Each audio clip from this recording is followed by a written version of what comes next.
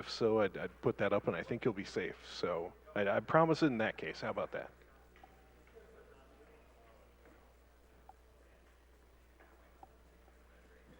Mr. Ravine with a $10 donation and a great reminder to us all. He says, it's easy to think it's not worth donating because it's nothing compared to all these $100 and $1,000 donations. But remember that for every person who can afford a big donation like that, there are hundreds of us who can afford $5 or 10. Donate, please. It makes you feel all warm and fuzzy. And thanks, Mr. Ravine. Philip donated $100 a while ago, and I just wanted to get around to that because I do appreciate the generosity. And Philip said, just keep being awesome, everyone.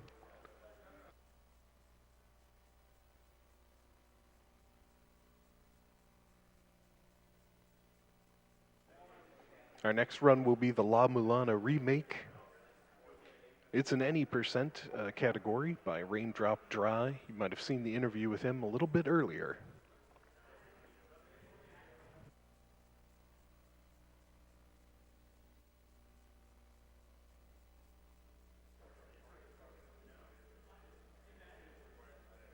$5 from Anonymous. The donation game during Refunked. Let's bust through 800,000 and put an end to cancer. Nice job, Anonymous. $5 from NMH0, donating because the host told me it was time for donations done quick. Greetings from Germany. Keep up the great work and kick cancer's butt. Also kill the animals. Hey, thanks, Zero. Nice job.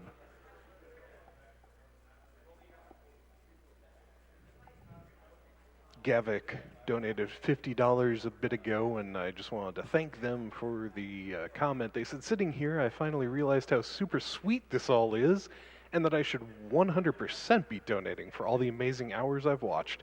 Donation goes to Announcer's Choice, as you are super awesome. Thanks, Gavik. I think you're pretty awesome as well.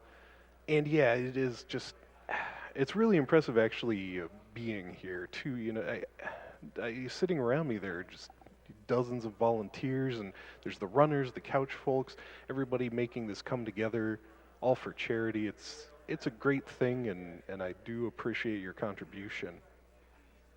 Mr. Chief donated $10 a bit ago as well and said, I've been watching AGDQ for a while now on YouTube, and I always enjoyed it. Now I'm finally watching live as well as donating for the first time. Please go easy on me, Mr. Announcer. All right, I will. You know, I'm glad you're catching it live instead of YouTube, but the VODs are fantastic too. Just make sure to keep donating. We'd appreciate it.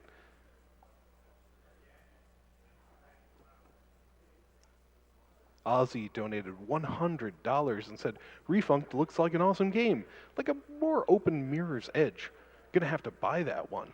Here's $100 toward having a bad time later this week.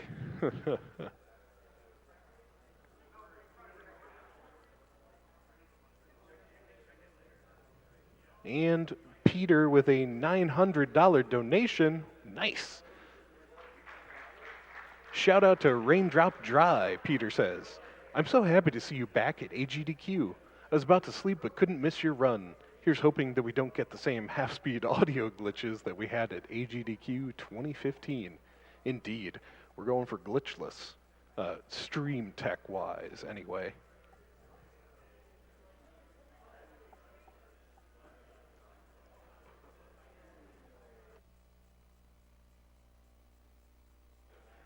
All right, how self-aggrandizing can I be reading some of these? Let's find out. White Ops with $10. First time donating, long time watcher. Greetings from Canada. I guess I could live without my Timmies for a few days while this goes to a good cause. Nice one. Love this event so much and plan to tune in till the end of time. P.S. The announcer's voice is so soothing. Well, just share your Timmies with me when you can afford it again. And that'd be great. Delicious. Also got Lady Kalma with a $5 donation.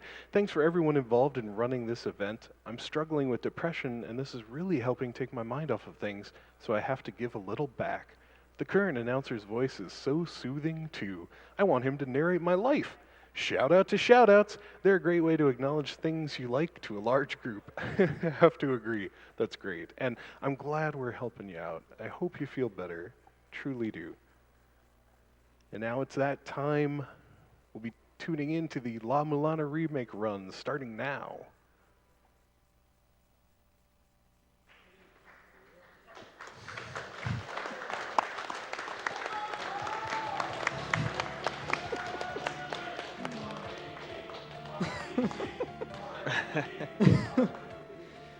Who's ready to challenge the ruins? I am. Let's do it. Alright, everyone ready?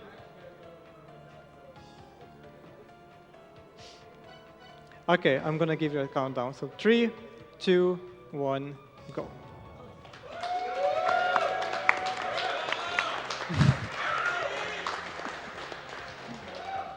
The adventure starts here. This is the 2012 remake of La-Mulana, which was a 2005 PC game. It's released. It was really originally released on WiiWare, the remake, and it's on Steam, and he's playing an older version due to some bugs that have been patched out, but will be used quite often throughout the run. So he's already grabbing software that won't see use for a very long time from now. If you don't know La-Mulana, this is basically kind of a hardcore Metroidvania style of game. There's tons of items and secrets everywhere. It's known for its obscure and challenging puzzles.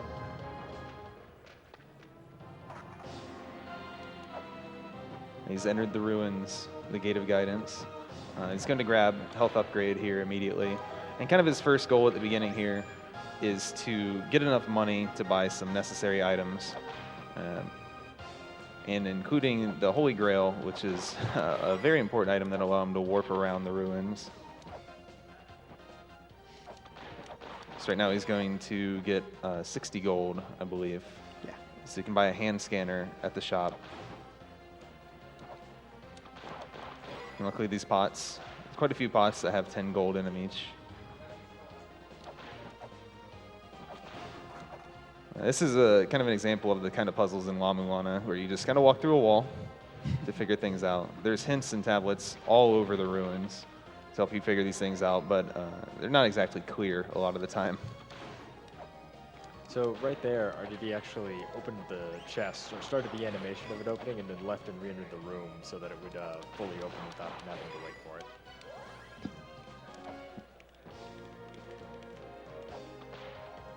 So you can see on the surface he warped to a grail point. That's what where you can warp the waypoints in each area. Luckily on the surface you don't need to activate that one to warp back after getting the grail, so it works out kind of nice.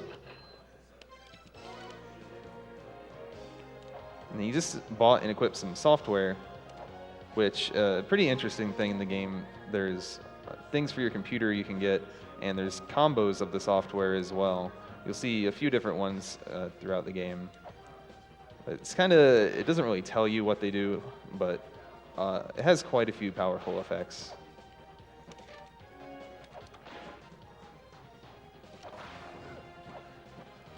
So now that he's bought a lot of the early game stuff, the immediate next goal is to get more money, because there's more stuff to buy. And one of the early items he'll buy is the Hermes boots, which allows you to move faster. It's much faster. And obviously you want that as early as possible. We're just going to stop off over here for some shurikens, one of the sub-weapons in the game. They have some very interesting uses.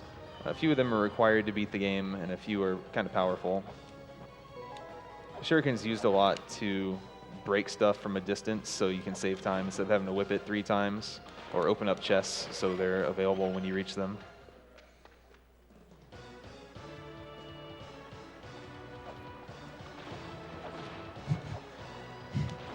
This room is going to grab the Caltrops, which is a Remake exclusive sub-weapon. Now this has, its use in the speedrun is mostly to damage boost yourself. You can run into them and take 1 or 2 damage. I forget the number exactly, but that allows you to, get invincibility frames and avoid bigger amounts of damage, and also lasts for a few skips, like that skip that's on basically every ladder in the game that you want to go down. Unfortunately, La-Mesa, the main character, can't drop off of ladders, so you have to hurt yourself to fall down. It saves a lot of time.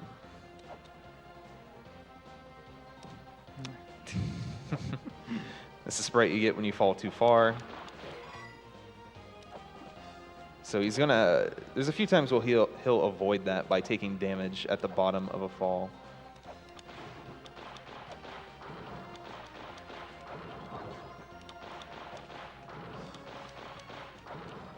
That was a puzzle if you couldn't really tell.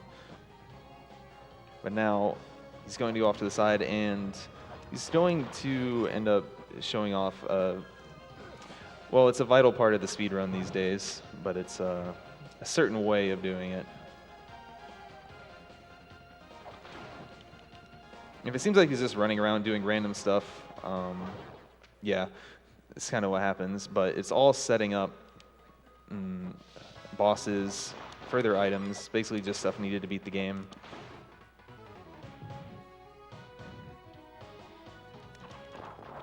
There's a few coin chests hidden in places like that with more than the standard 10 gold. You'll be getting quite a lot of those.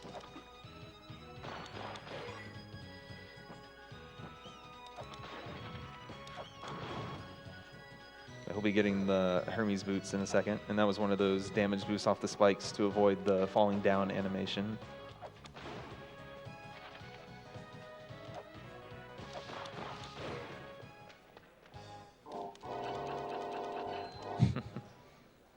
As you can see, he's moving much faster now. Thankfully, you get that just a few minutes into the run.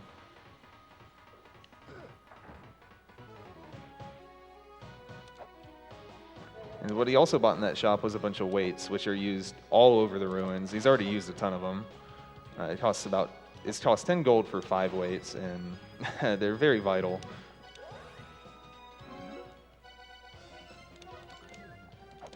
So you need gold for quite a lot of necessary items, as well as a whole bunch of weights.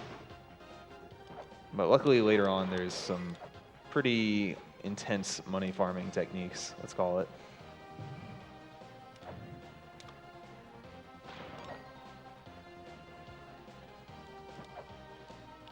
Okay, so here's the aforementioned trick.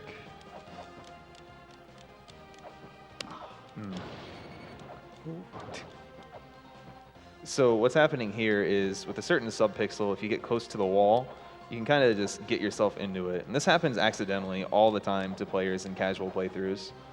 This is a pretty tricky version of it.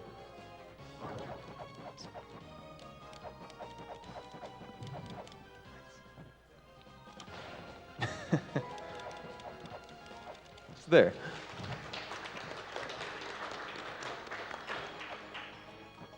So he basically zipped into that area and downward, which just happens to be in the Temple of the Sun. And when he went back up, he's at the treasure that he wanted, and then just goes back down to the Temple of the Sun again. So that's a unique way to do a zip, but there will be many, many more throughout this run. This is a pretty recent discovery by Raindrop Dry himself, a way to consistently do that.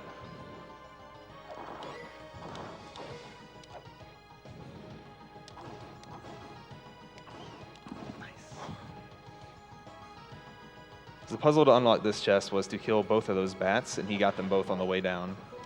And thankfully that's a health upgrade, which also restores his health, because he was pretty low back there. I was only a little scared for you. Same. Yeah, it's worth noting that your health in this game doesn't refill that often. You either level up, get a health upgrade, or spend a bunch of time standing in a hot spring. Yeah, there are no direct health drops from enemies or anything. So any room with an eyeball in it, and you may have seen this earlier, if you strike a wall, or in this case, strike anything, there's a lightning bolt, divine retribution from the ruins. It's put in the game pretty much to discourage you from just whipping everything to try and solve puzzles. It's not in every room, but it's in a lot of them, and does a lot of damage.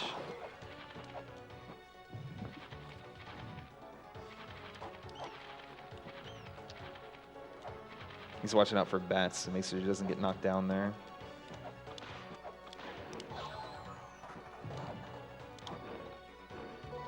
Alright, so the grapple claw is a very, very important item now. It helps set up a lot of the zips. There's another one. So the interesting thing about the grapple claw is if you grapple on the wall, it'll set up your subpixel perfectly for those kind of zips, even those weird upward ones off the pots, which allowed him to save a bit of time by going through the ceiling.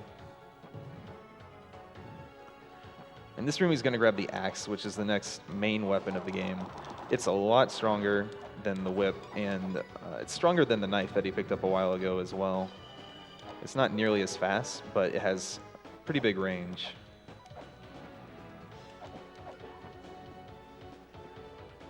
The whip will have its moment eventually, though, just not the basic whip.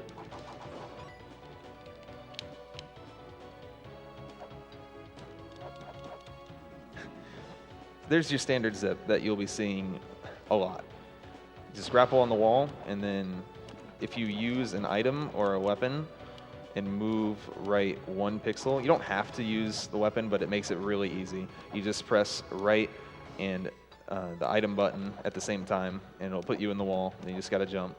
That one sends you upward, because that's how this game is programmed.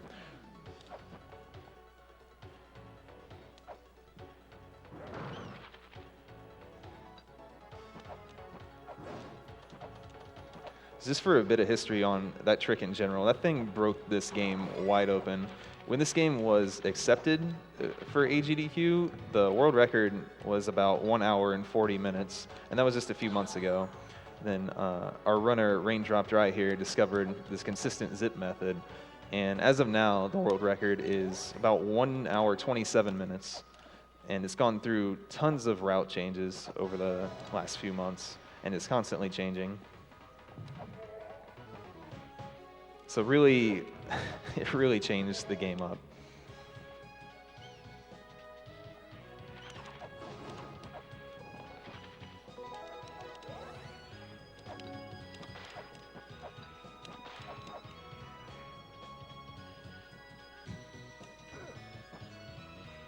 And that zip through the floor does work on every version of the game, so if you own this game, you can go do it for fun.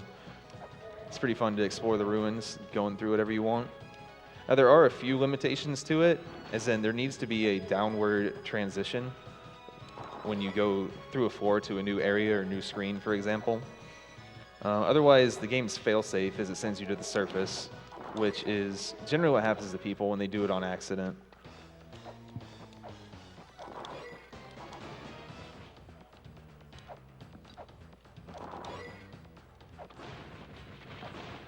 So I was running through the endless corridor to unlock or talk to the fairy queen, which will help unlock fairies later on, which are good and bad in the run. Luckily, a few fairies have been eliminated thanks to the zipping.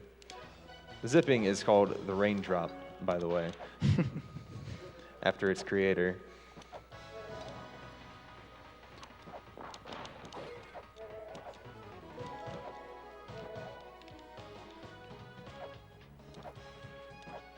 Really nice running around, solving puzzles, working towards unlocking some bosses. You haven't seen any yet, and they'll be done out of order.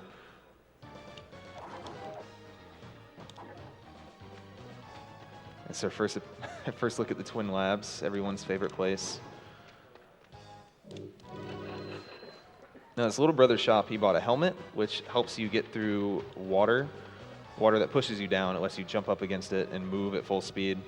And he also bought 2 weights, not only because weights are useful, but because the puzzle there requires you to buy 3 items at the little brother's shop to unlock the big brother's shop, which sells a dragon bone, which is required a long time from now.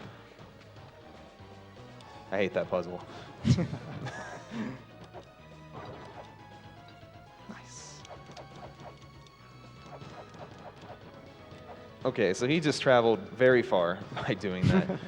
Due to the structure of the Twin Labyrinths, that sends you in a pretty wild place. This room is actually part of a puzzle set up for a boss you won't fight for nearly an hour or something. That one's so cool.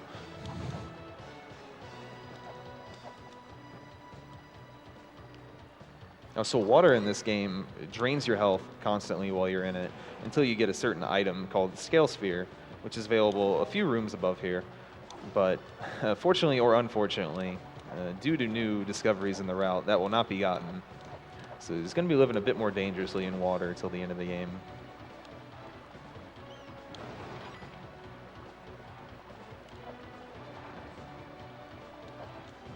You can see the power of the axe. It's 4 hits on that guy.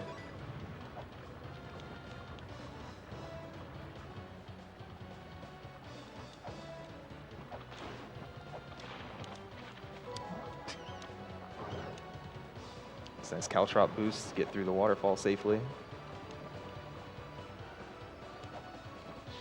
what you picked up back there was the first seal, which he also just used right there. There's a few of those throughout the game. Anytime you see a seal on the wall, you need to find the corresponding one to activate anything to do with it.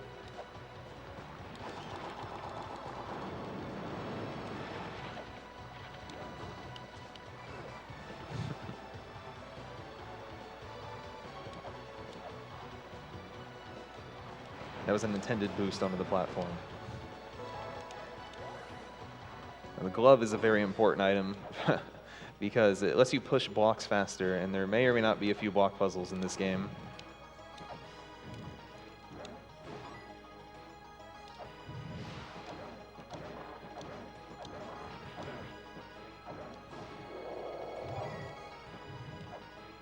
Just going to leave the room real quick to reset it after that, which lets him enter the ceiling and get Isis Pendant, which is another part of unlocking, well, making fairies appear throughout the ruins.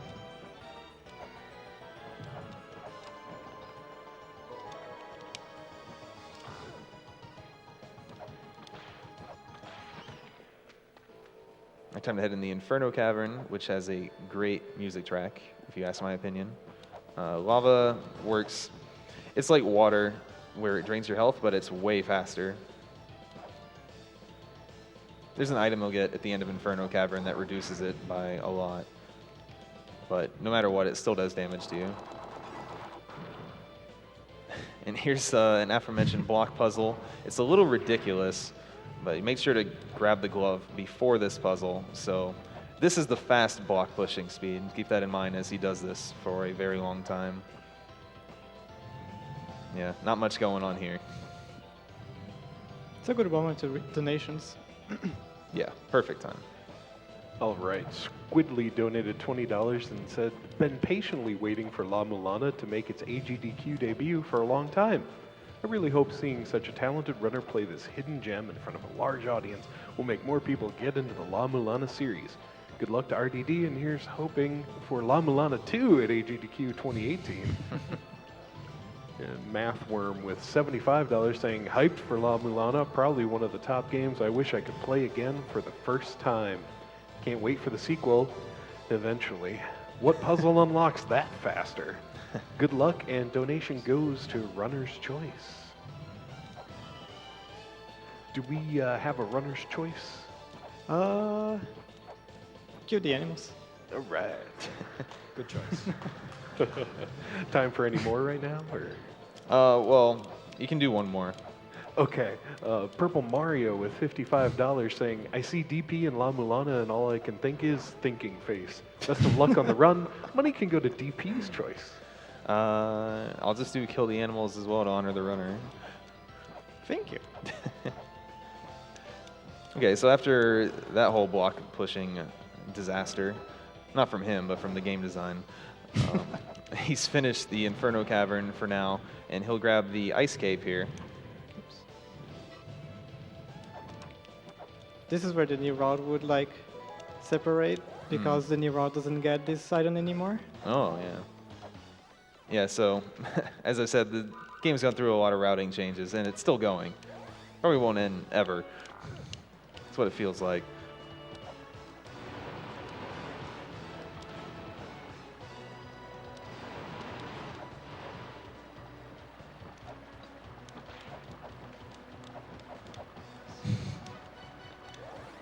It was a scary one.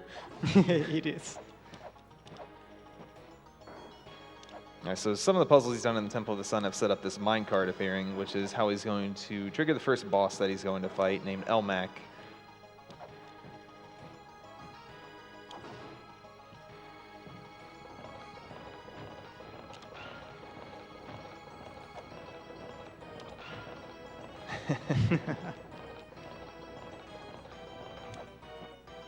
So to fight any boss, or any of the 8 bosses in this game, you need an Ankh Jewel.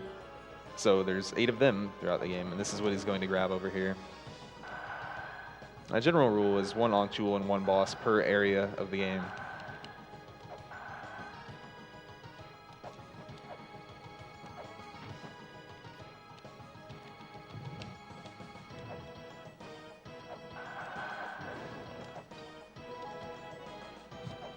So you can see that grappling onto the wall and then jumping off sends you at a much faster speed than just walking. So in quite a few places will try to optimize it a bit and do that. So here's the deal with Elmac. He has 54 HP.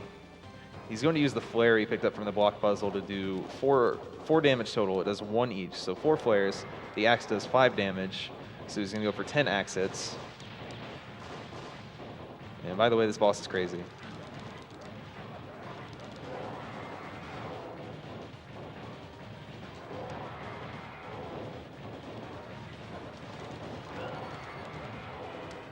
Pretty good fight.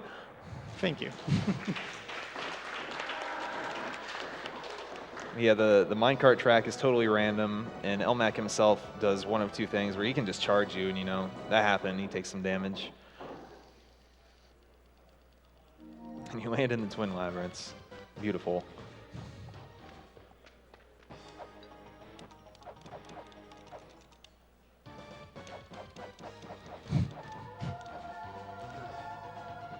Yeah, so that lets you grab a warp point way earlier than you're supposed to. Now, the deal with that area is there's only 1 room you can navigate in at this point, and when the time runs out, you just die. And here he's going to wake up our friend Mulbrook, who's going to help a bit throughout the game. She can sometimes give advice or dream about food. That's about her, what she does. Mostly dreaming about food. Mostly.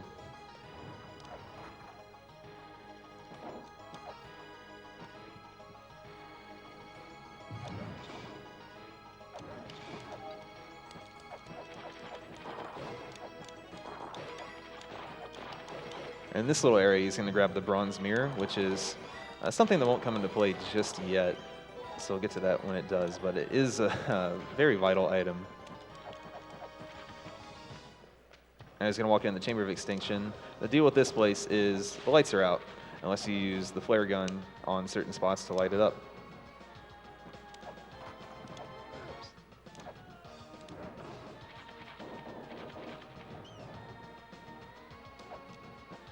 The lights can be permanently turned on, but it's way later in the game, and it's just a waste of time in a speed run. After that disgusting mini-boss, he's going to get the Chakram, which is another sub-weapon. It also happens to be pretty much the most useful one, other than the Caltrops. In a pure damage sense, the Chakram is amazing. At the moment, just using a Chakram does more damage than a swing of the axe. And it'll do even more later.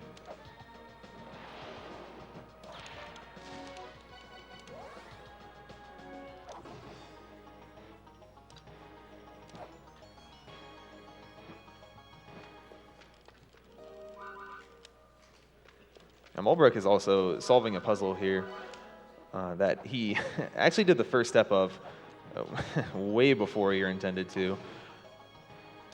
It's just a room in the Temple of the Moon that triggers Mulbrook giving you an item needed later on. He just happened to go in there earlier while zipping around.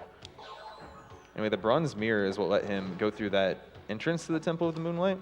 So the way this game kind of lays out its areas is everything has a front side and a back side. Temple of the Sun is the front side, and Temple of the Moonlight is the back side to that area. To enter the back side, there's a few alternate entrances, but usually, to go through a gate such as the one he just did, the boss needs to be defeated in the area, and you need to have the bronze mirror.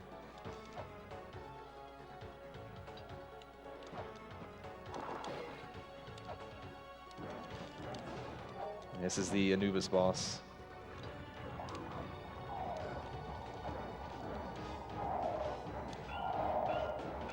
But this is working towards a very cool item.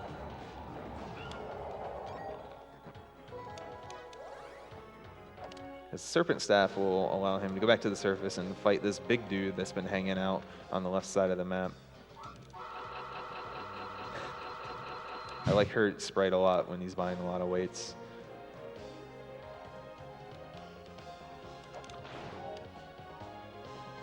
There's the hot spring.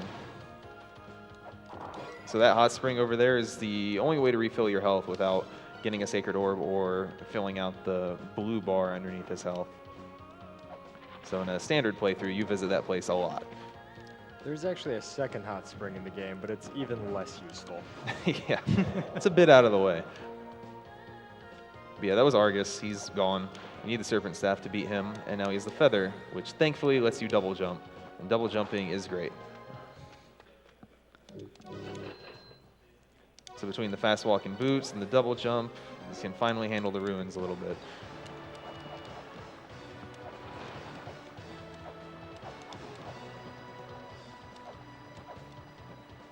Weave is heading back up here to fight Bahamut, which is the next Guardian, who's actually, in order, Elmac is the third Guardian of the game, and Bahamut is the fourth, but it's not being done in that order, obviously.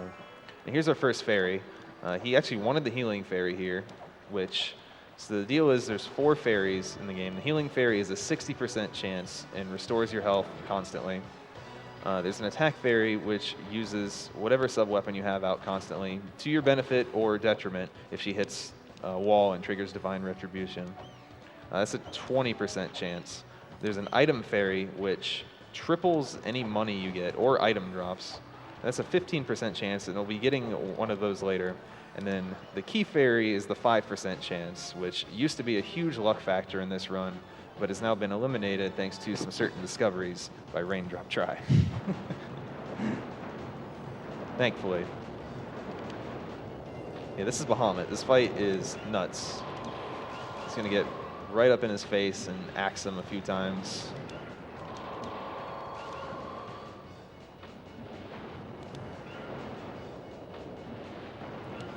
That was perfect fight. That was really good.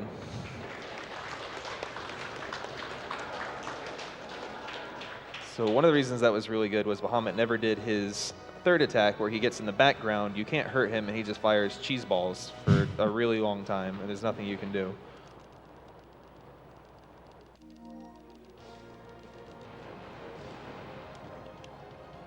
All right, good. So after you beat Bahamut, it dumps you out up here at the top of the waterfall, so as you get another seal. And if you fall there, good luck getting back.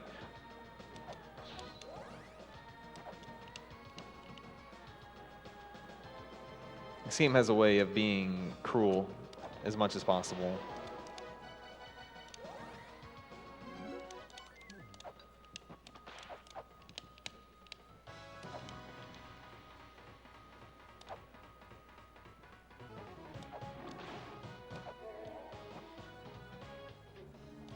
Okay, up next is the intended second Guardian of the game, Sakit, Sackett, whatever you want to call him. He's a giant. His weakness is his face. His face has a very questionable hitbox. Don't do this. This is some rare bad luck. Okay.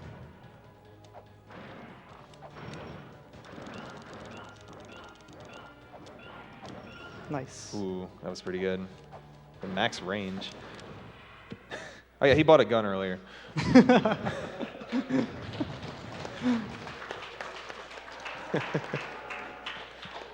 The gun is really strong. It's really strong. Ammo is in short supply, though. Yeah. So he does have a gun, and it came with a free clip, but ammo is very, very expensive. Ammo costs 4 times as much as the gun in the La-Mulana universe. And while it's quite strong, that's just unreasonable, so he has to be very careful with what he's been given. Now he's under the Graveyard of the Giants, which is the backside to the Mausoleum. It has another really good track. As you can tell, all the music in this game is incredible. It's icy, which is not very incredible. Ice Wizard. Yeah. It's like the most annoying enemy in the game. Yeah. Other than the bats. Oh, yeah.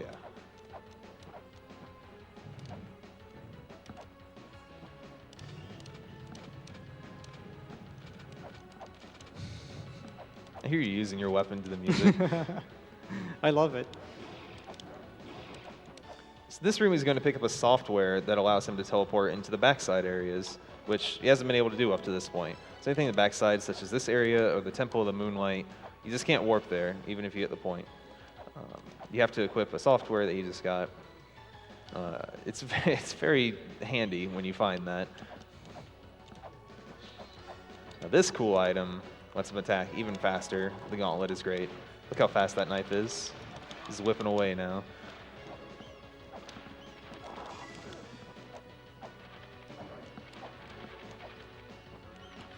Very hard trick coming up. Mm-hmm.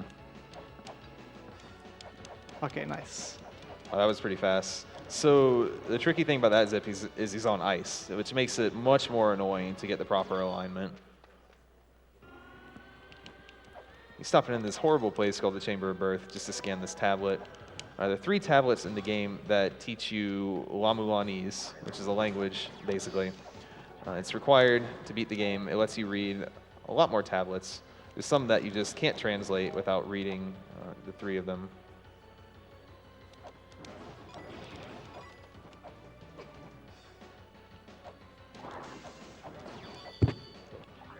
Sorry. All right, now this one's huge. He's entering the Tower of the Goddess from the top and doing this weird zip, and he just skipped a humongous amount of effort required to enter. So the deal with the Tower of the Goddess is the lights are off, but when you enter through the normal intended entrance, they turn on pretty much immediately. Now there's a secret, but yet intended-ish entrance, which used a key fairy, but that is now gone from the route, thankfully, so no more rolling for random chance. But the thing is, he has entered the Tower of the Goddess from the top, and the place to turn on the lights is at the very bottom. So he's working his way down, but he's also doing puzzles and other required stuff on the way down in the dark.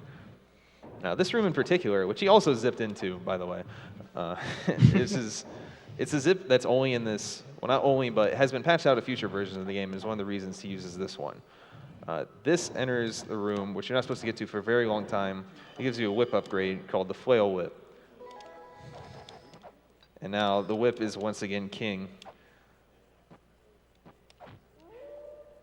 For a sense of damage, the original starting whip does 2 damage. The little knife you get does 3, the axe does 5, and the whip you just got, which is the final whip upgrade, does 8 per swing. So that is super strong. And the gun does, I believe, 12 damage. 12 damage, yes.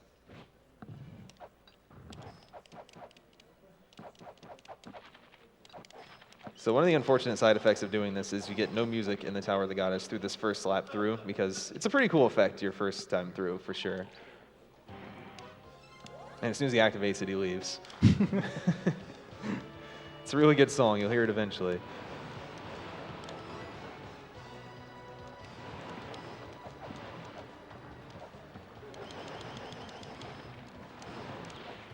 Yeah, so he's got the Flail Whip really early, which is going to make a few bosses die super fast. And there is another whip upgrade, but it won't even be seen. Not only is it out of the way, but it's just totally overwritten by that easy-to-get one.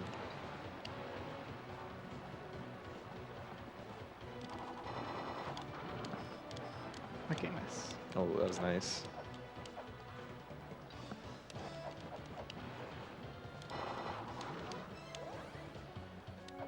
It's all part of a puzzle, I promise you.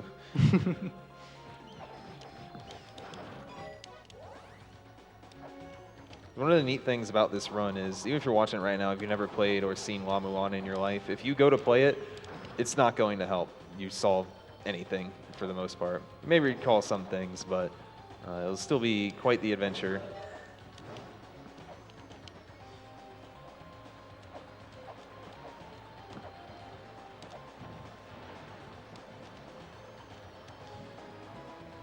See, you never got the scale sphere earlier, so even in little water tubes like this, he's constantly taking damage.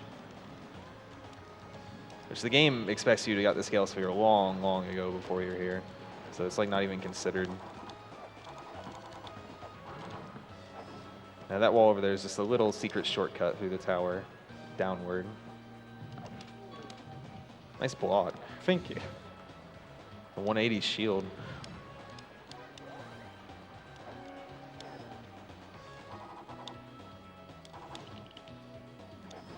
And for better or worse, the warp is at the top of the tower of the goddess, so work your way down.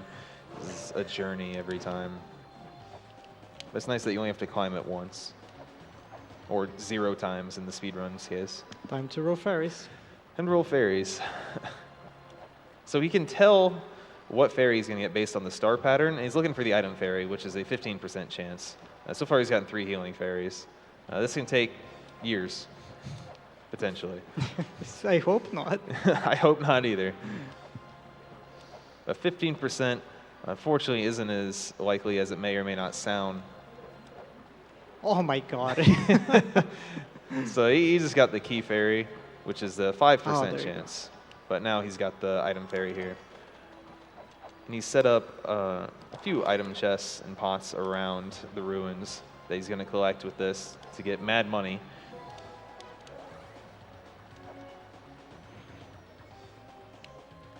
So remember, it's triple everything that's available, so he's getting a ton from all these item chests. Especially this one coming up. One added bonus here is he can dupe chakrams through this wall.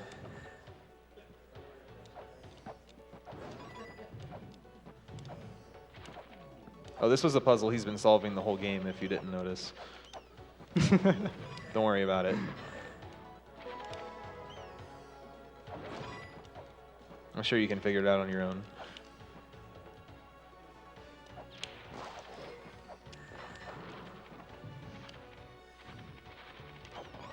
Nice. Yeah, that chest was loaded. But that puzzle he did just solve allows him to enter Eden and see the true form of Eden. Which you're not going to be seeing right now. All you get is the scream.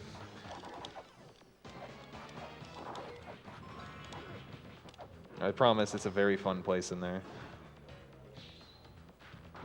Leaving the shop, he's going to load up on caltrops for the rest of the game. Mm-hmm. They do have some purpose other than just damage boosting himself for a few fights. Mainly against enemies that don't have invincibility frames, you can just spam caltrops and do a ton of damage.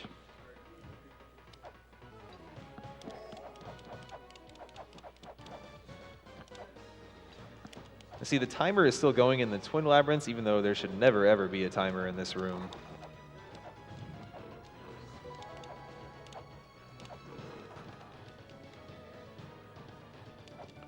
Now remember I said, when the timer runs out, you die.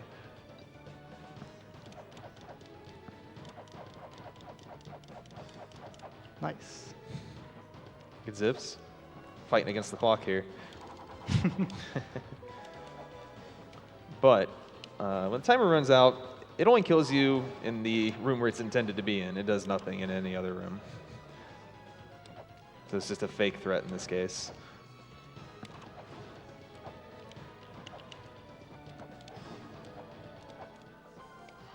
All right, so this is a pretty late game boss, Baphomet. That's pretty difficult. It does a lot of damage. Luckily, he has the Flail Whip, which will allow him to do a lot of damage back. There's a lot of randomness in Form 2. There's actually like no randomness at all in Form 1.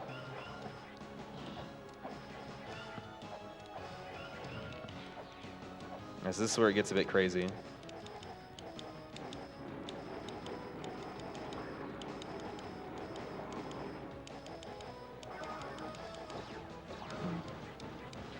Just shot her.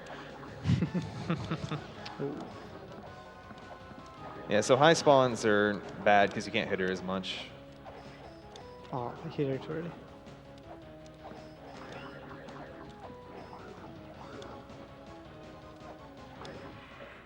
So pretty fast.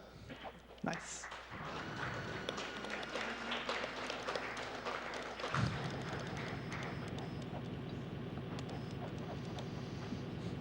there he goes. It's gonna be back really soon. Baphomet's doing the crazy final attack, and you're not even anywhere, not even in the room. Not even gonna worry about it. Not even Oh, given the honor to hits. watch. There he goes.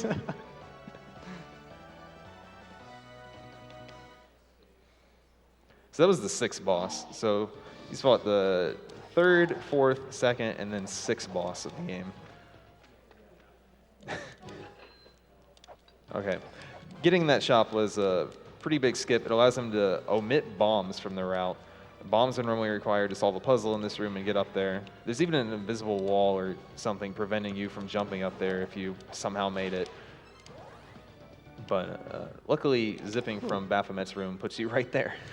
Lets you buy the Lamp of Time, which is a broken item, just to be blunt about it. It only gets 1 use, and you have to go recharge it at certain points. But everything stops, including mini-bosses, which allows you to kill mini-bosses. And hitboxes. And hitboxes, yeah.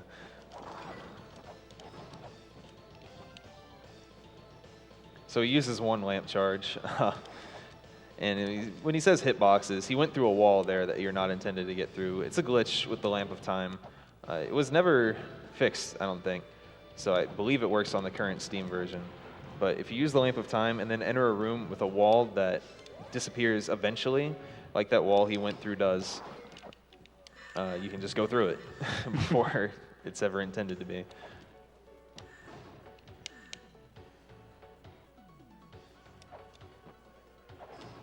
And you see the flame up there is how you recharge the lamp. So he's going to stand up there. This will be happening a lot.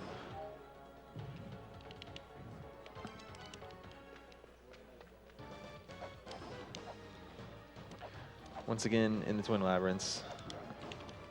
Even though the boss is dead, there is much, much more to do in here. Baphomet gives no direct reward, really, for defeating her, so it's like not even the core part of the Twin Labs.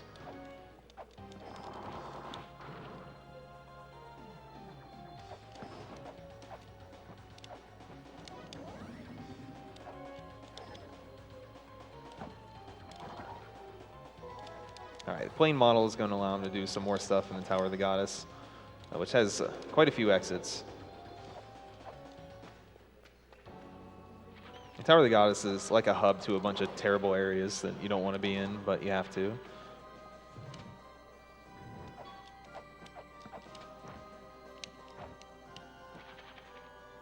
This is actually the top part of the Gate of Illusion, which is what Eden became earlier, but you didn't actually see the normal entrance.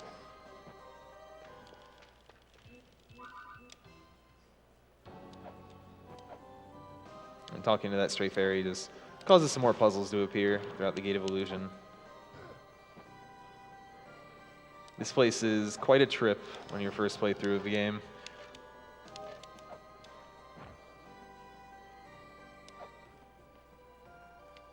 Kind of similar to Tower of the Goddess, he's working from the top down, which is weird, to say the least. And has a lot of things to just, he doesn't have to do them.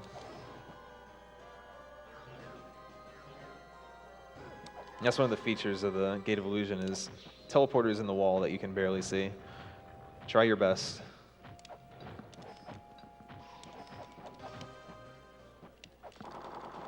And that one puts you mid-screen. Yeah, So because you of the can platform over there. Mm-hmm. It's like, I believe it's something to do with the structure or certain platforms determine what the zips, what direction they send you. That's just how it works. It's pretty much like that, yeah. This is the Tower of Ruin. Again, entered from the top. Not the normally seen way. This is the backside to the Inferno Cavern. It's a pretty crazy place. Got a lot of instant death crushers.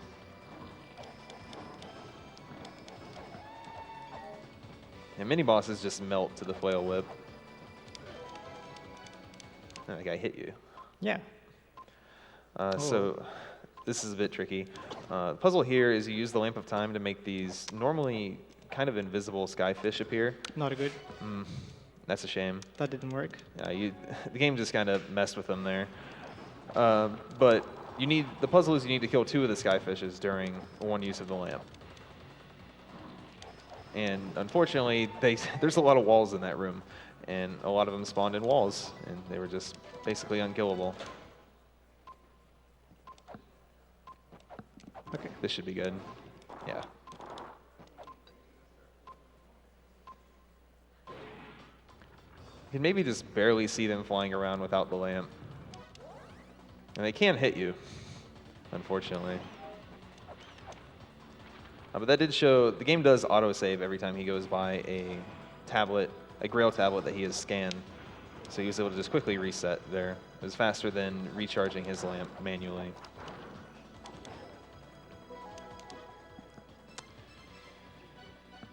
No, go back, dude.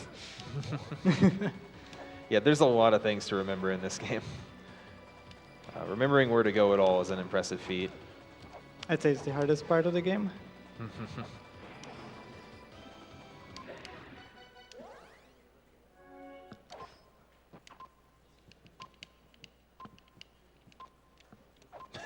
Quick look around.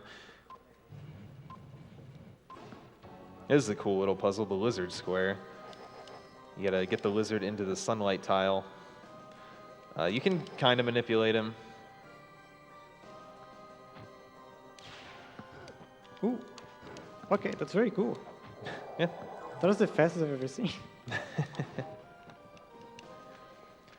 right, in this shop, he's going to buy a software called Move.exe, I believe is the name. It's going to be combined with a software Death Village, which he picked up at the beginning of the game. It was behind the statue in a wall. And that software combo is going to give him extra invincibility frames whenever he takes damage, like a lot of them. And that includes when you take damage from yourself. So it's a very important software combination.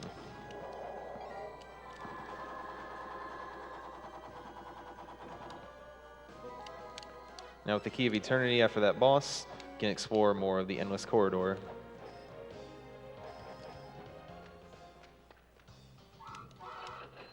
He's bought a new computer. Nice. Thank you. That computer upgrade allows him to equip even more software.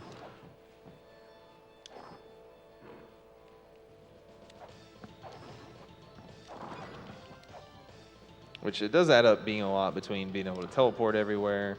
There's a few more other required things and extra invincibility frames. But now he's going to fight a very interesting boss design, Vi. Yeah, that's what he looks like. His weak point is the eye. And here comes the Caltrop boost. Oh, nice. Really good.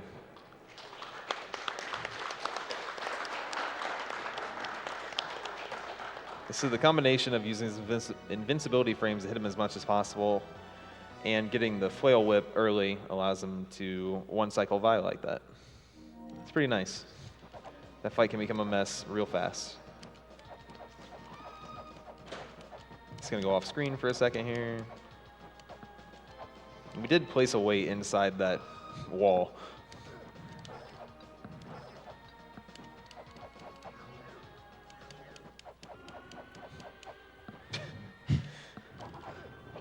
Makes perfect sense. This is the Chamber of Birth, which is, it's not a fun area at all. I think most people agree it's just not a fun area. Very confusing. A lot of the puzzles rely on doing stuff elsewhere in the ruins with no real indication of it.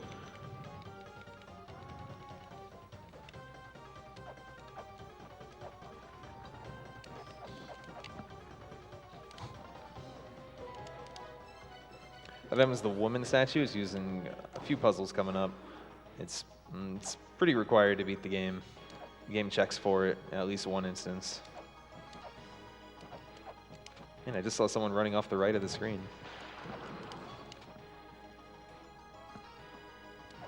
And suddenly this is broken. So there's another person in the ruins, and he left behind that talisman when he destroyed the Sphinx. It leads to a very annoying puzzle.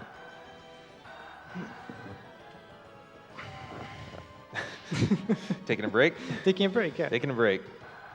But now he's got the woman statue. This puzzle can be solved.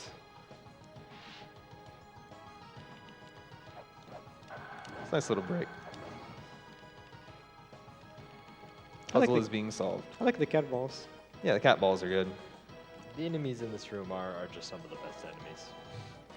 Now, after the small break in that room, the woman statue became the maternity statue. Because, yeah.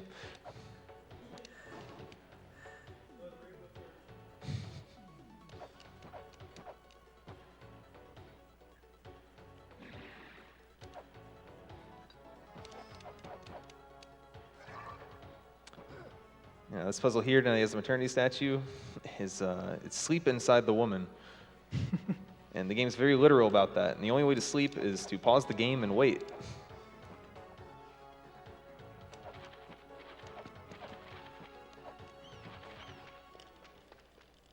So doing that woke up these 4 philosophers throughout the ruins. Now they're going to be used to get some puzzles. One's going to be ignored because it's actually how you get the flail whip, which you remember he got forever ago. So if he was getting the flail whip normally, this would be the time he could go get it. But no, there's just no time for that.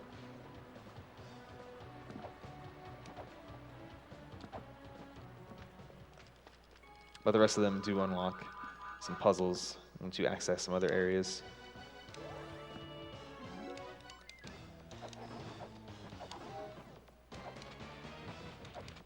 Now it's time to go deeper into the endless corridor.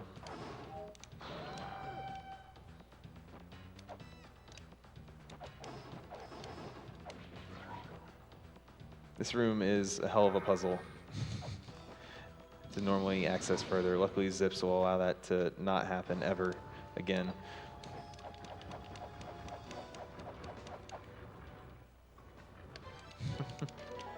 You can see zips sometimes displace you a bit when you re-enter rooms and allow them to get past those barriers. This is a little preview of a place called the Shrine of the Mother. And you may notice there are lots of crushers, which do kill you instantly and are a very valuable feature of the Shrine of the Mother.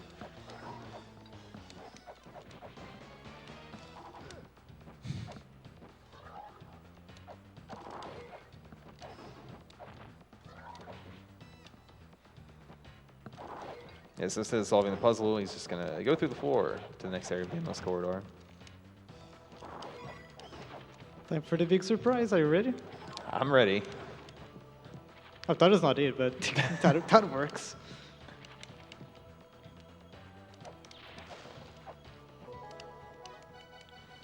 I'm not going to commentate anything. I'm just going to let everyone watch.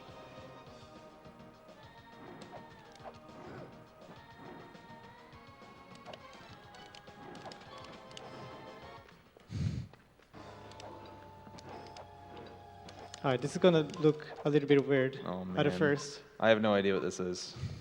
Are you guys ready? Whoa! It's not over. So, like, this place is all blocked off, all right? Uh-huh. Well, however, there's a little catch though. Like these schools over here, they're like still attached, so there's nothing I can do right now. However, I have a friend who can help me, so I'm just gonna wait for him over here. Anytime now. You can see why this was the big surprise. And there he is. Boop. Oh my god. And I just skipped like having to explore the entire endless corridor. Wow. You can access like this place now really early. Yeah, that's really early. That was kept as a secret even from me. Yeah. He was real proud of that one. Well, this is the Shrine of the Mother. Yeah.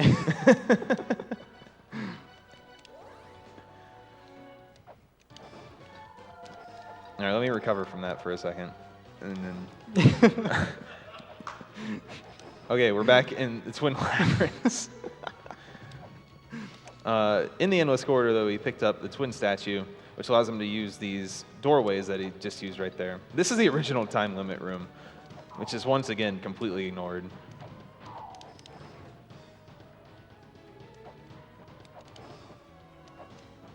But solving this puzzle is the intended way to get rid of the time limit. It lets you explore way more of the Twin Labs. You see, the place doesn't have the weird tint to it anymore.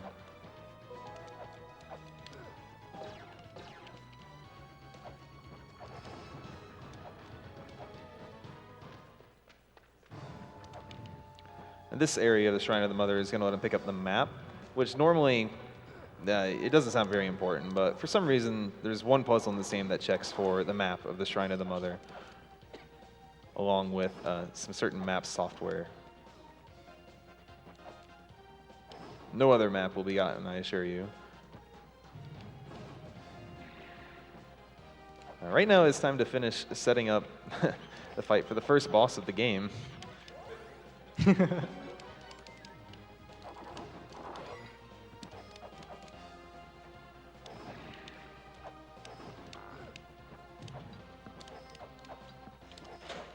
Yeah, so if you've been keeping track of the weapon upgrades throughout the run, you may know that he has some things that do a lot of damage, and this is the first boss of the game. Fought not first. It's also going to zip into his chamber. All right, good luck. Thank you. It's going to be hard. Nice. Nailed it.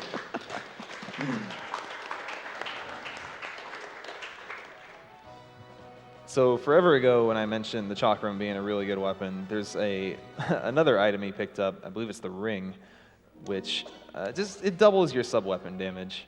What am I doing here? It's over here. And the chakram does 6 normally, and once you get that item, it does 12. So it's equal to a gunshot for the rest of the game. The gun, unfortunately, does not get upgraded by the item, because 24 damage would be insane.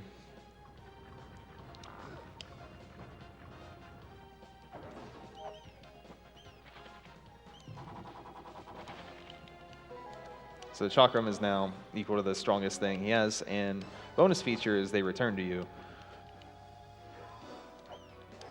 Down here, he's going to finally use the dragon bone he bought absolutely forever ago. That's why he needed the map and several map softwares he picked up. Nice. Want to show him the dragon bone? Yeah. That was nice. So this talisman puzzle is a bit goofy. It just sends you on this same loop a few times. That's Beelzebub. Here he goes.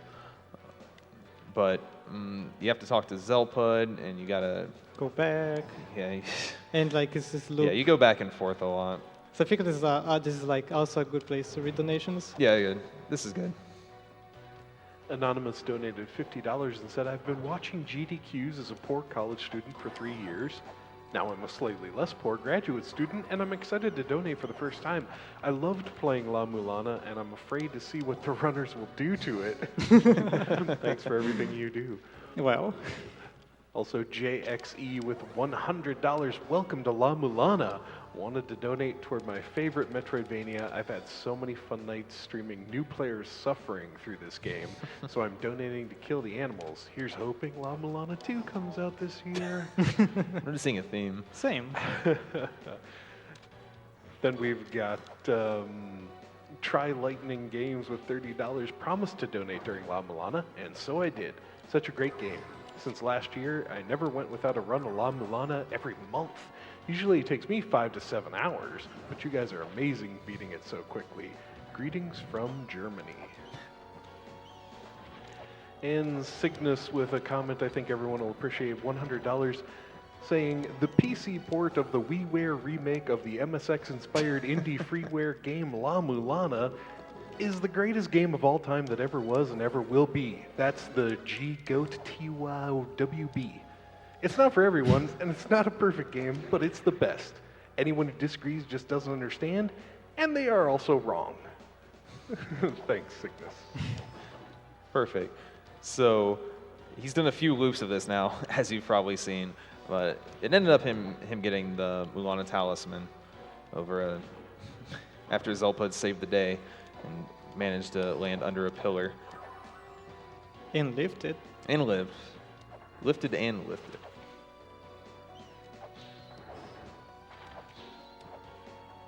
The Mulana talisman is going to allow him to open up cursed treasure chests, which look like that. They have the purple glow around them. But he found the crystal skull. The archaeologist found the crystal skull, and then now he can do a bunch of puzzles in the Chamber of Birth. I think that whole sequence is a pretty big wall in people's playthroughs.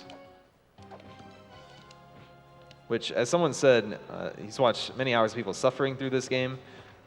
This run is going to be under 2 hours, but a normal playthrough with minimal help in any way takes, let's be generous and say like 40 to 60 plus hours for a playthrough, because you spend a lot of time trying to figure out what the heck to do.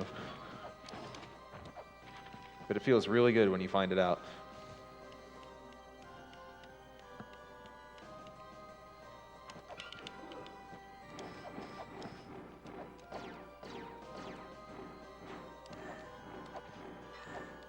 Oh, All right, that's a pretty scary fight, just because if you fall down, the boss resets. You lose some time.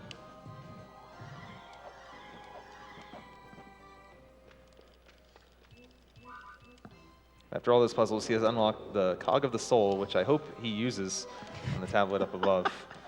thank Does you. not leave the room without using it. There. Oh, you did it. I'm happy. That unlocks more stuff in the Chamber of Birth. Chamber of Birth is an area you can get to, but it's just, you can do a few things there, but a lot of it is really blocked off. You get some items in other areas.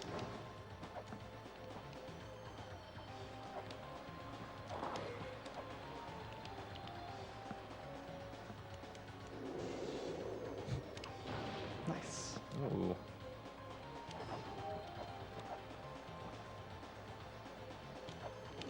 Such a weird method to get to the Chamber of Birth. Well, now we have to solve a lot of puzzles to answer it, but I'm too lazy. It looks so simple.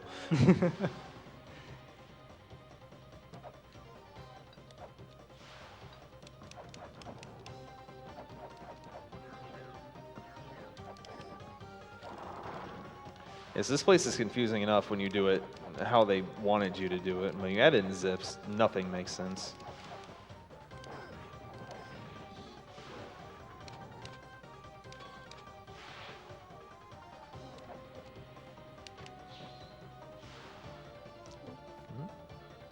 Now it's time to dance the dance of life. There it was.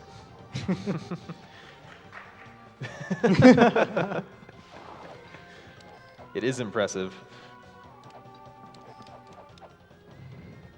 It's time to fight Skanda. Quote unquote. Pretty, it's good boss design. I agree. He's a good boss. He's actually really difficult if you don't use the Lamp of Time.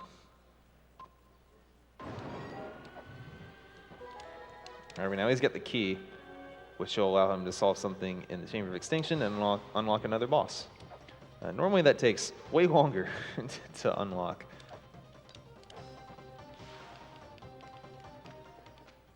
This Mudman's running a shop.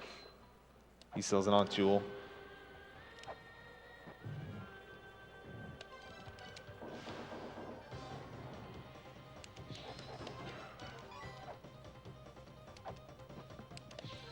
The deal with this room is it's infinite when you go downward. And you can get stuck here if you take damage in the wrong direction, let's say. Yeah, I had to go a little bit slow over there. Wasn't exactly sure. Mm-hmm. It's better to be safe, because you have to use the Holy Grail to get out. Seems mean, as was said earlier.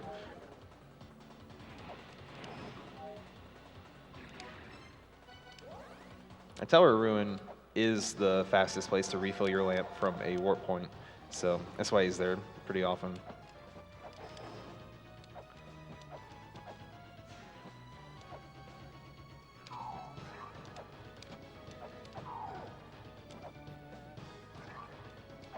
Man, is it time for Dimensional already? Yeah? All right, this is this is basically a boss rush area. It's new bosses, but this place is run by Tiamat, who is the 8th guardian of the game, who will not be fought 8th. But she has children, and you have to beat them all. That's the easiest one. The only way to keep them dead is for you to have the dimensional key. Right. So the Dimensional Key picked up in the Chamber of Birth lets him permanently kill these enemies. If he didn't, you can fight these mini-bosses over and over and over as much as you want if you find that fun. But now that he has it, certain areas get sealed off as he beats some, so you can't just beat one, go heal, and beat another. You got to beat a few in sequence. I see he's going to be really reliant on the bottom bar below his health. It's fine. Okay, to refill his health just like that, so I stopped being scared. And then he's gonna just do his best to beat every boss in the fight Tiamat. This is quite the gauntlet. It's really difficult. I'll probably get this one on one cycle. Oh, Yeah, you can see the power of the Caltrops against enemies with no invincibility frames there. oh, nice! He died. Yeah, that was pretty cool. We pick up the lamp. We charged up the lamp over here because of this mini boss, because he flies all over the place and he deals a lot of damage. So we just stop time and He has a lot of health. yeah. Like, look at this. He has more than certain bosses from earlier. So one of the deals in the game with Dimensional Corridor is because Tiamat is alive, you can't use your Holy Grail to warp anywhere. So you think, you beat some bosses, I'll go warp to the surface and heal. You can't do that. You got to backtrack to the second room of the Dimensional Corridor and take the door to the Endless Corridor, and then you can warp. So that's this way of locking you into fighting a few bosses at a time. Of course, Raindrop Dry is going to fight them all in a row.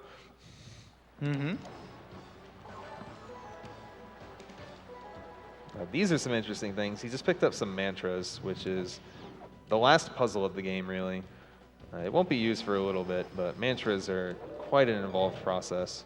There's a few items needed to use them, and you also have to collect all the mantras. Along the way, this is another puzzle to get the final shield of the game. This is a bad mini-boss.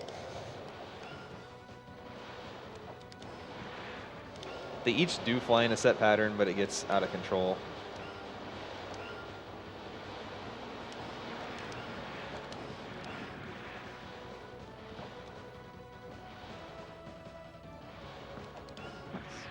Okay. As you can see below his health, he is just barely a little bit away from getting an HP refill. Which he doesn't want right now, really. He's looking out for drops from any of those enemies.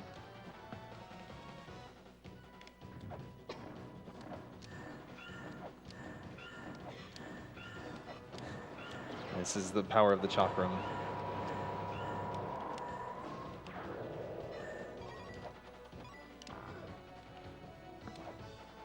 There's only 2 left. After this one, there's one below this room, and there's a puzzle throughout the Dimensional Corridor to do it. But fortunately, zips let you mitigate that puzzle. You don't have to do it. It's not a really fun puzzle if you know the solution. You just end up doing another lap of the Dimensional Corridor, basically. Oh.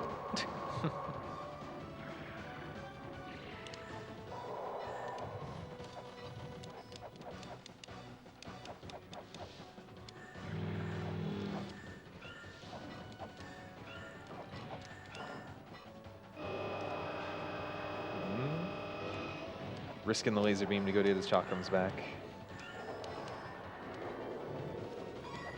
And perfect, get the health up right before Tiamat. So this is, I believe you say, the hardest Guardian in the game? Yeah. For sure? He's the boss fighter that I'm most worried about, at least. So what he's going to do is damage boost himself onto Tiamat's shoulder to get in a lot of hits. It's just very risky, of course, but we'll just let him do his thing. Nice. That's part 1.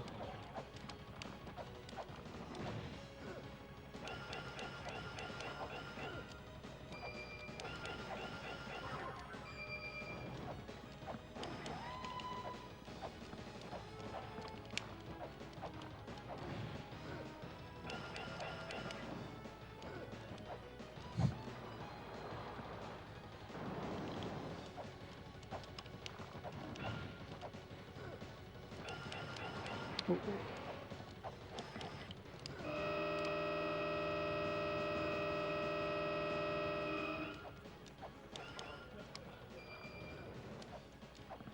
Nice. All right, good. Yeah, thank God for Caltrops.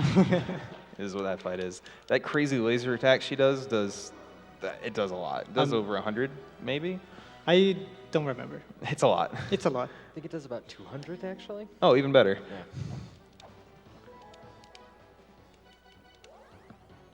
Yeah, thankfully Tiamat's down.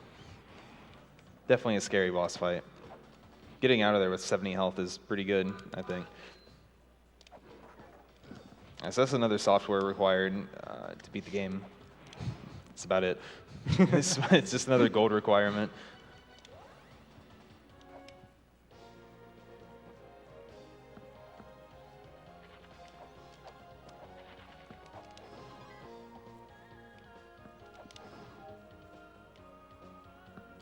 Get the shell horn? No, Oh, I'm sorry. too bad. This is a bit of an unusual entrance to the ruins. Oh, there he is. Nope. There we go. I'm glad you know where you are. I for sometimes get lost there myself. So you just entered this part of the Chamber of Extinction backwards. It's Oxhead and Horseface. I love these guys.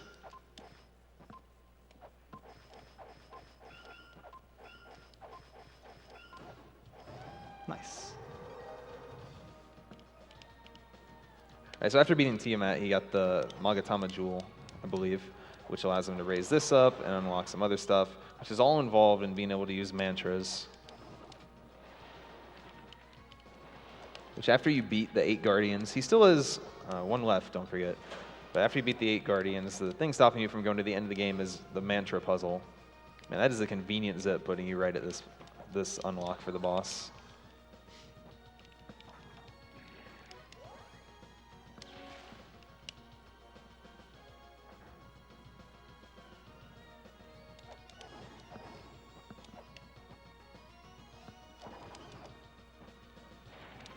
Well, this is what that software was for, to scan this thing. Scanning. Yep, it'll never be used again.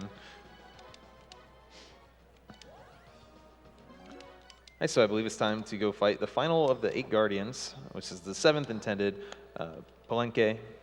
Palenque? Palenque? Palenque? Palenque, however people pronounce it. I like to say Planky, personally, Planky. but I don't think that's right. It's Palenque. Palenque. Everyone lies to me.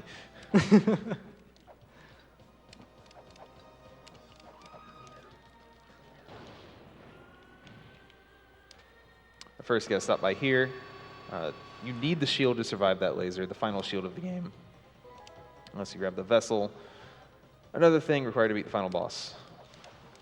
Oh. Careful. Careful. So that's why against some walls he uses an item to position himself instead of using a weapon, because a lot of things in the Chamber of Birth just shock you.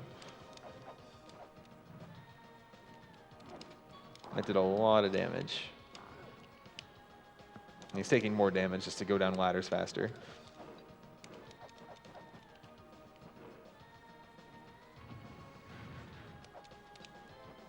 Okay, I really hope for a good pattern over here. Yeah. If he gives me like a bad pattern, I probably die instantly. This boss is a bit nuts.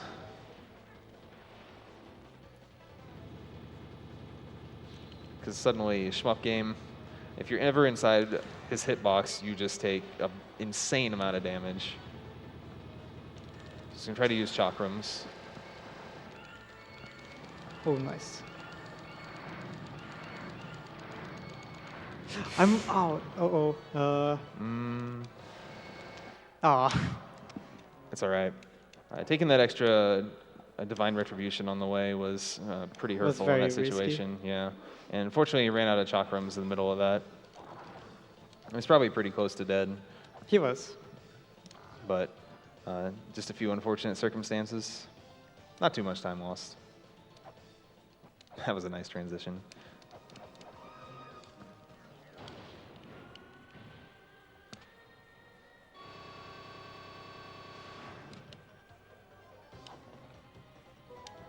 This time he should be able to enter with way more health, unless he does the same thing again. I didn't. You didn't. Nice. I learned. Yeah.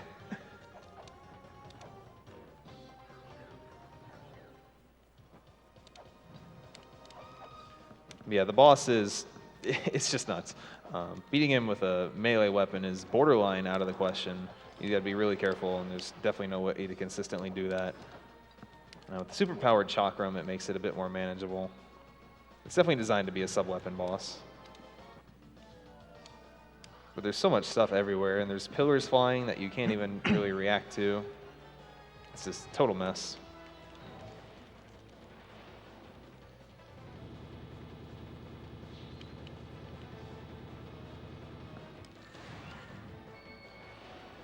Yeah, you had to watch out for the charge there.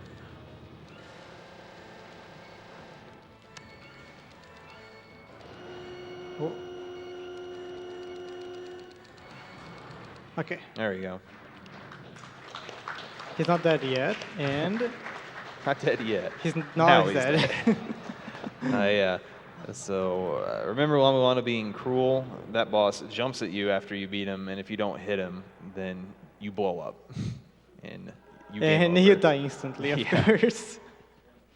I think the scaffolding that falls on you when you activate his Zonk also kills you instantly. Oh yeah, that's true. Yeah, there's a few instant death stuff that fortunately you haven't seen throughout the run, which will be fun when you play through the game and get surprised by it.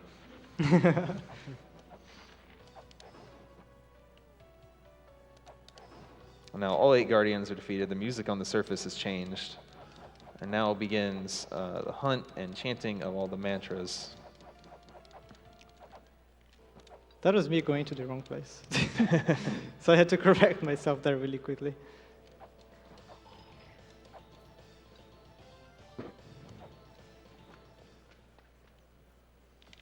So after he grabs a few more things, over in this room he's going to unlock the seal and then go over to the left, fight a mini-boss, which will give him the last item needed to chant the mantras.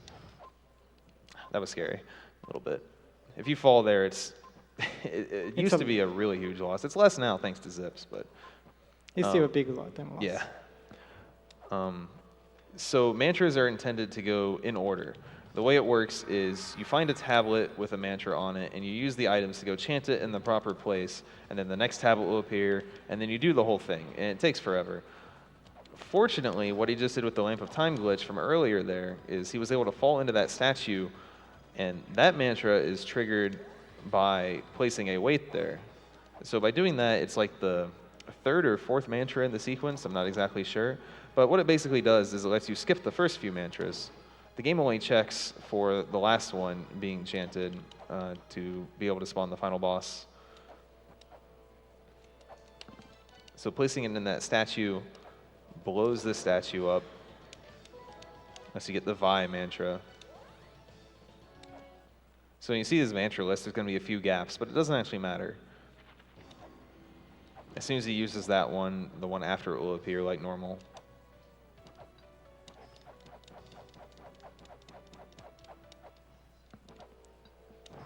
The deal with the mantra puzzle itself is it's extremely complicated. It's one of the more ridiculous puzzles I've ever seen. As far as I know, people who play this game generally end up brute forcing the puzzle more often than solving it. If you want to look into the mantra puzzle yourself and read the very lengthy explanation, that would be more justice than I could do to it. But basically the maps are very complicated, and you got to do... There's some compasses in the game that tell you where to go. What you do is you chant the mantra it's in a certain room in each of the fields. And the game does give you a way to find out the way it is, but luckily you can just brute force it as well. You can also chant death as much as you want.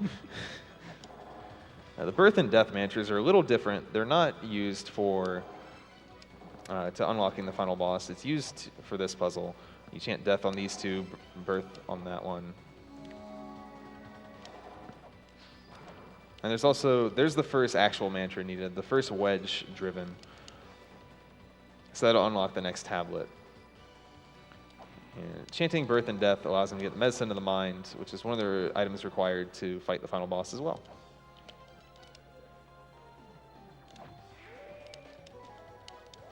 Barun.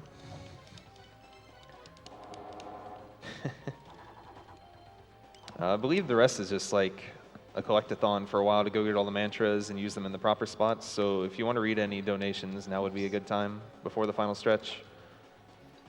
Sure. Scandalous donated $20 a bit ago and said, excited to see Getting there. La-Mulana at GDQ. Watching Youth Pizza play through the game a few months ago helped me deal with my dad's passing.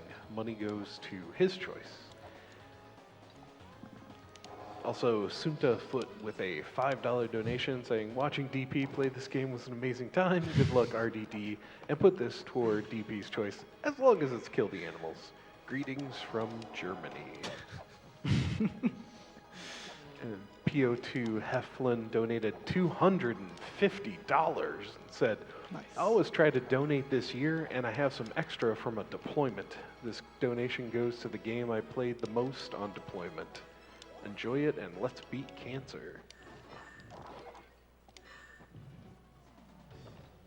Fierce Deku donated $22 and said, I first saw La-Mulana at a previous GDQ, and I'm staying up late to see it again today.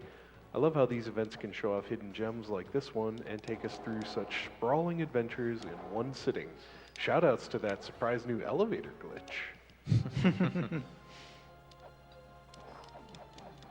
I also have a donation of $500 from Anonymous with no comment whatsoever, but letting their generosity speak for itself. Thank you, Anonymous. Thank you.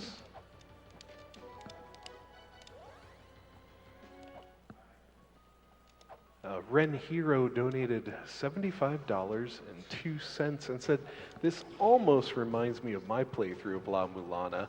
Instead of struggling to find a single ounce of progress for hours at a time, though, you're solving puzzles over an hour before you'll even encounter them. Thanks to everyone involved with this marathon. I look forward to it every year. P.S. Where would one find the speedrunning community for this game? There is a Discord channel for it. So I can like send invites later. All right, so yeah, pop over to Raindrop Dry's Twitch sometime, and they'll set you up with the Discord info. No problem. Make sure to head over there. Bug Deal donated $22 and just said, finally I got to La-Mulana. The adventure starts here. Also, shout-outs to Mr. Shrinks, Horse Rat, Jerry Icy, and the whole of Clan 2. Well, all the mantras have been collected, and this is the final chanting. So now we can just head to the end of the game area. The Shrine of the Mother has become the true Shrine of the Mother, and it's a bit creepier and different to navigate. And it's all leading up to the final boss, which is Mother. A very long boss, and should be very exciting. You know what's funny? We never talked about this weapon. Oh, yeah. Oh, well. Yeah, oh yeah. On the way there, you just picked up the key sword, which is generally a weapon that does, I think it's 2 damage normally, but after chanting all the mantras and doing everything else, it gets upgraded to 6 damage, which is still not as good as the flail whip, but it is What? required to start the Mother fight. This is pretty interesting. Luck. There we There, go. it was really hard to get that 60% fairy there.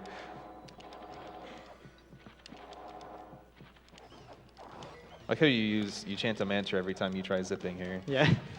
So I never solved the puzzles over here, so now I have to solve them again. No.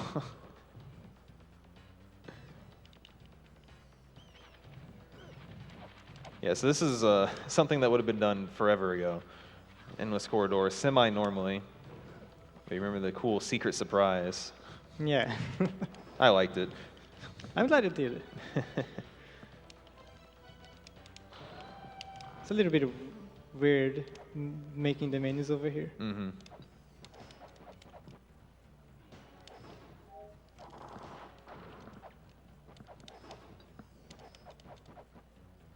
Yeah, Okay. and while he said he's solving the puzzles here, he's still going to skip a puzzle on this floor. This is how you get to the Shrine of the Mother normally.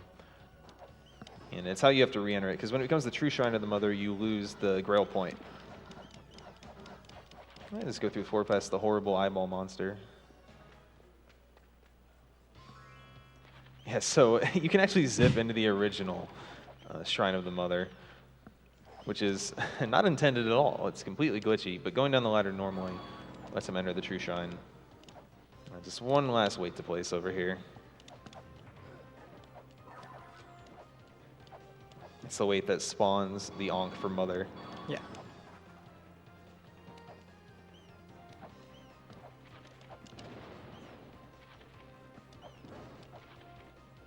Now he's just working his way back to the Grail point.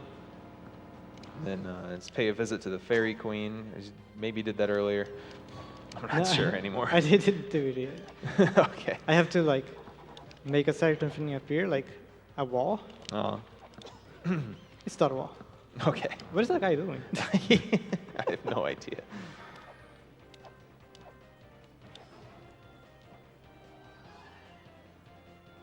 Yeah, the Mother fight should be interesting for sure. Always a fun one. Actually, I really do enjoy the boss fight. Oh, Nice snipe. the late snipe.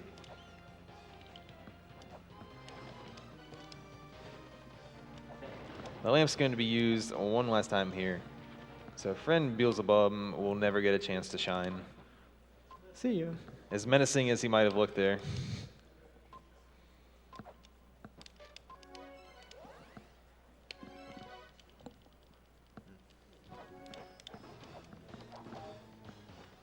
All right, visit the Fairy Queen, and he's allowed to access the Mother fight now. First gotta buy bullets. First, gotta load up.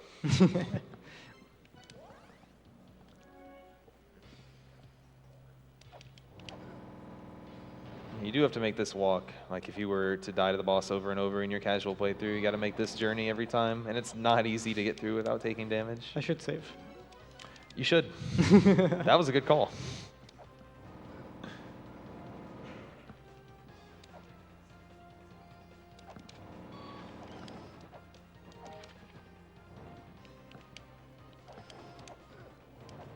Yeah, this walk to Mother is full of enemies. It's a little ridiculous.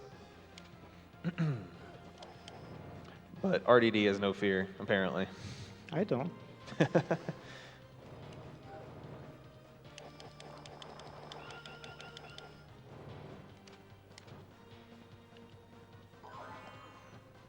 Right, that's what the Fairy Queen does to help you.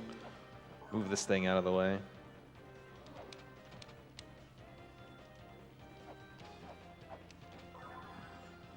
All right, here comes the Mother fight. There are, I believe it's 5 phases to this fight.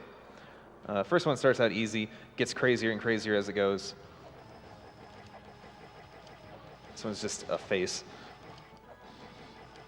Always shoots the balls in the same directions. This is where you need the medicine of the mind to progress at all.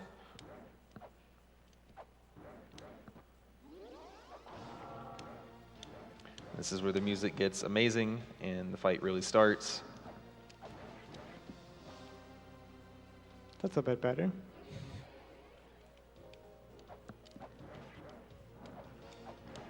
He's using the axe just for the extra reach here. All right, another one down. This form is a little creepy.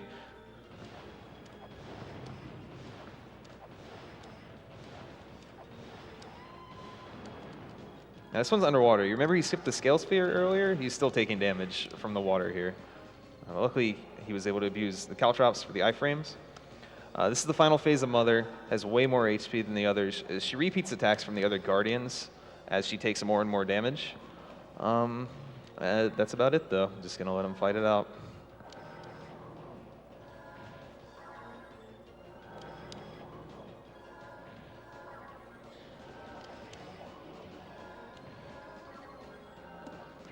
Oh.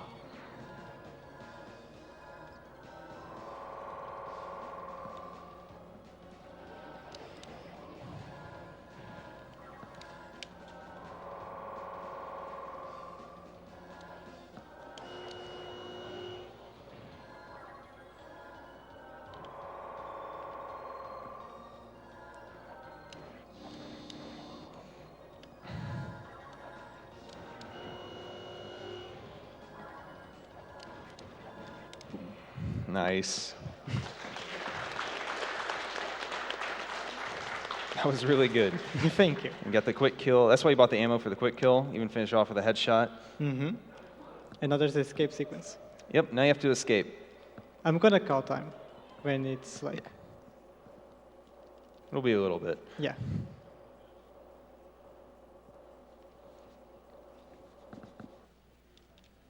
Secret treasure of life. It's all yours. Yeah? Had me I was just Oh. nervous a bit, man. You were cool. Oh, got it. Okay.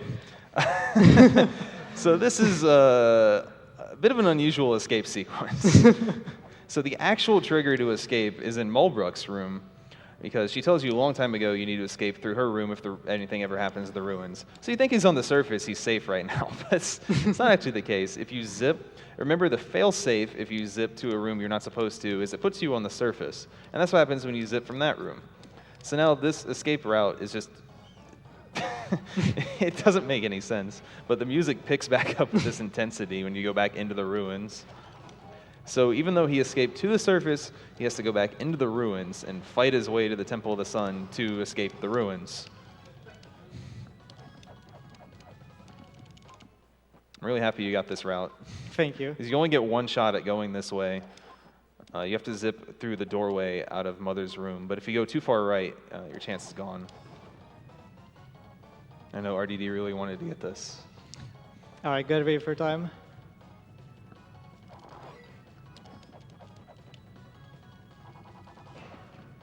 And time.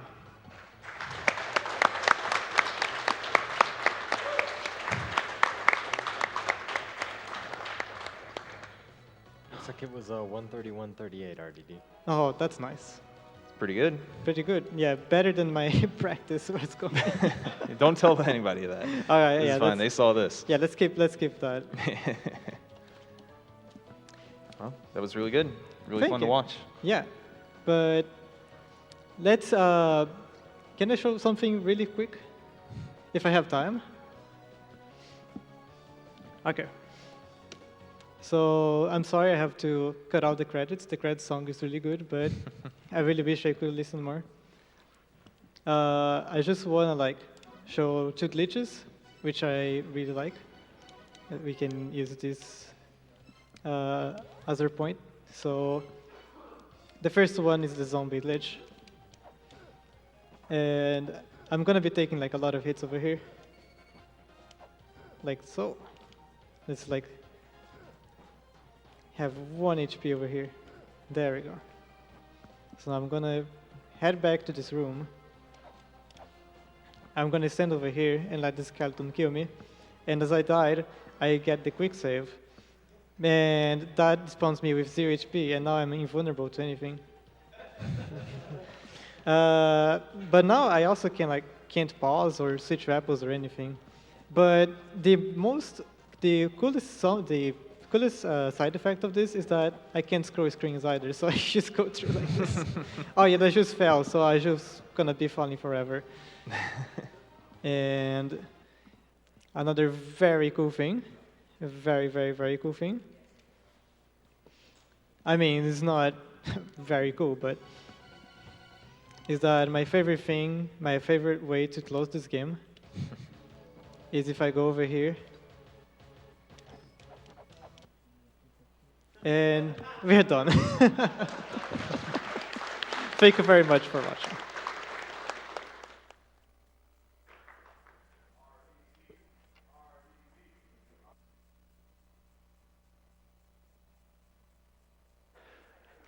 Folks paying their respects to RDD. He traveled far to be here. There was a community fundraiser to help pay for it to get him here. An awesome run. Oh, what a way to end things. A little planned technical difficulty. Let's see, I have some donations to catch up on. I'm talking old comments practically here when I started reading for you. Joshua with $10 said, in November last, they found cancer in me. While in the recovery room for surgery, I watched Sinister One's Mike Tyson's Punch-Out blindfolded run, and to earn dance when you passed $1 million for the first time. I've been cancer-free for a year now. Thanks, Joshua. Up next is a Titan Souls 100% all bosses run, and my time on the microphone with you all is coming to a close. We're winding down here, so I'm afraid this might be the last you're hearing from me, at least until I'm at another Games Done Quick event in the future.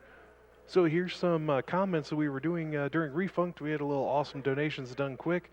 There were some that filtered in from that. Kevin with $5 said, another 5, as I heard it was donations done quick time again. Also, this announcer is the Dark Souls of GDQ announcers.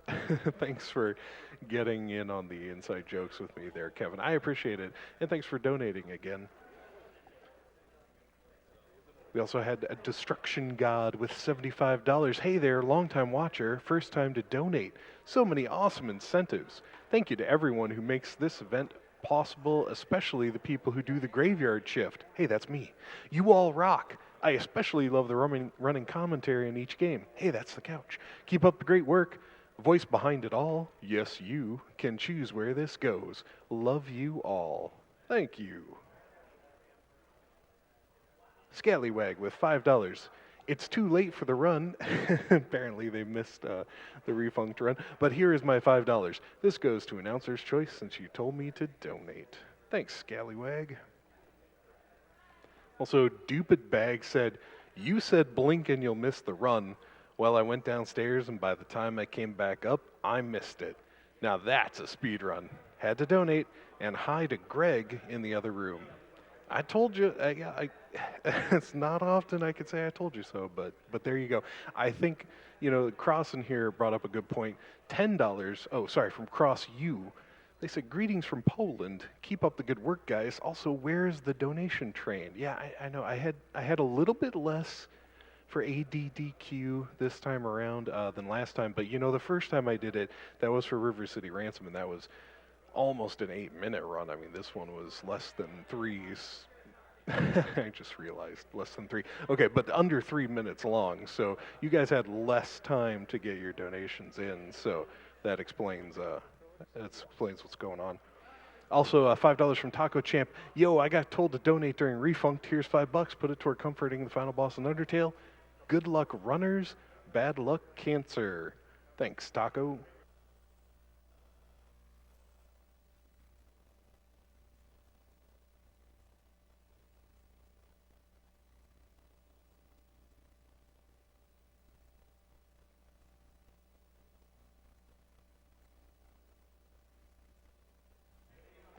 As they continue setup for Titan Souls, I'll be handing off the mic to Twinge to host for the next several games for you.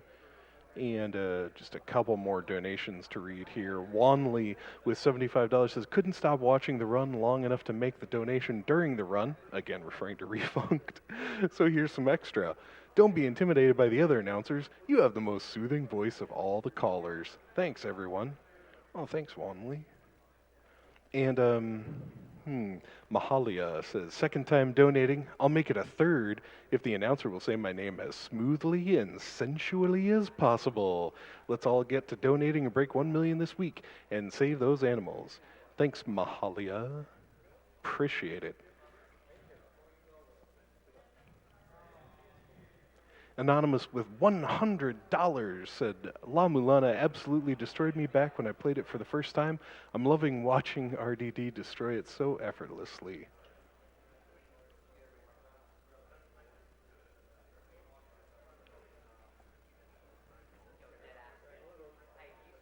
And $112 came in from Miam saying, in memory of John Clark.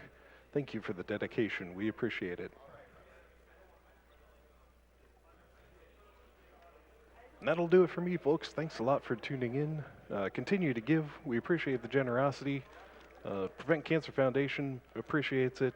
We'll be up soon with Titan Souls. And handing off to Twinge now.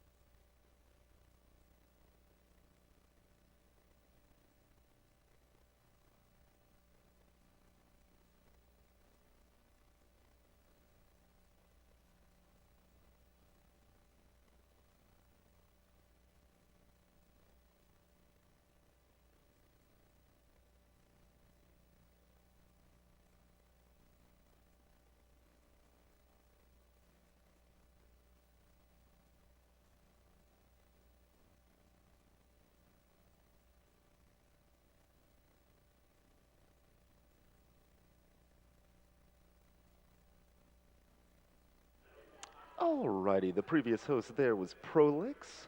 My name is Twinge. I'll be with you for the next couple hours. We got a $75 donation from Yukon Jeebus. Says, you guys have helped me keep my sanity over these long, boring night shifts, as well as raise a butt ton of cash for speedrunning for the cure of cancer. Keep up the good work and find a random member of the live studio audience decide where this donation goes. We did that, and they put it towards Contra 3. For anyone just joining us, this is Awesome Games Done Quick, raising money for the Prevent Cancer Foundation. The PCF is one of the nation's leading voluntary health organizations and the only U.S. nonprofit focused solely on cancer prevention and early detection. They were founded back in 1985, and they've catapulted cancer prevention to prominence and fulfill their mission through education, outreach, research, and advocacy across the country. Their website's preventcancer.org if you'd like more information.